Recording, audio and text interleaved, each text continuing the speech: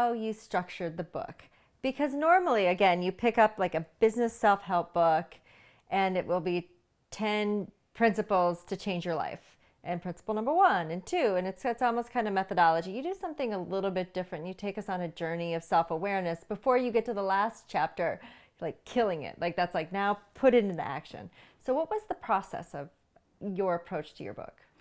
Yeah, I would say that I really wanted to figure out what are we up against. And so I didn't go into it saying this is an anti-industrialist's book. But then very quickly, in learning, especially with Henry Ford and the 40-hour work week, and this thing that we feel is so normal, is less than 100 years old, the 40-hour work week.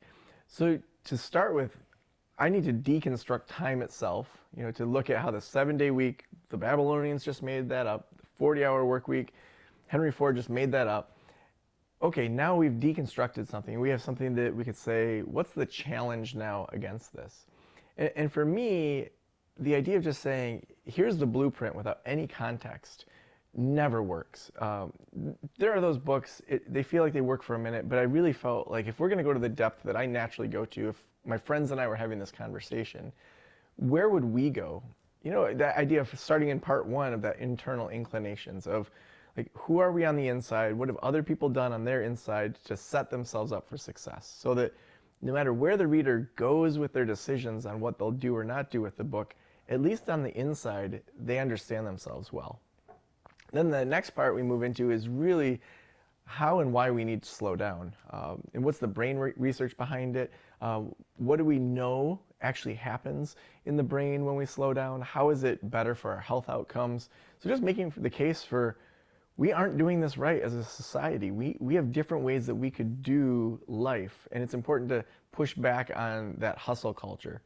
But then the natural next step after slowing down is, well, now what do I do? Otherwise, it's just a kind of woo-woo meditation book, which wasn't the goal. It was, I actually want to reshape society in a way where we say we can have the same outcomes or better and work fewer hours and enjoy our lives. So then the last part is, how do you kill it when you actually are ready and kind of primed to go kill it? So you've slowed down, you've done your internal work. I want to go impact the world. Well, how do you do that? And that's where in the last part, we really dive into some activities, some mindsets, some ways that you absolutely can kill it without sacrificing all of the rest of your life to do it.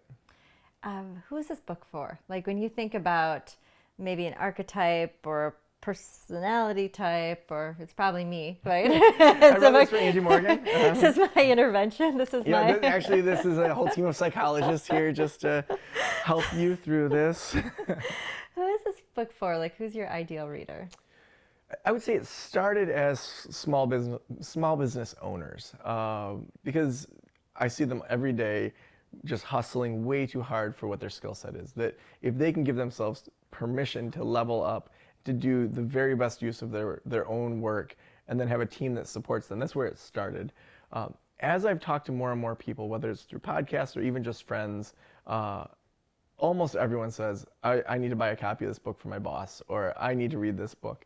Because there's so much in it that, as we've been talking, goes beyond business. I mean, it's how do we design our lives in a way that we're intentional about our lives. We say, sure, maybe going from 5 days a week to 4 days a week of work, that feels like a big step.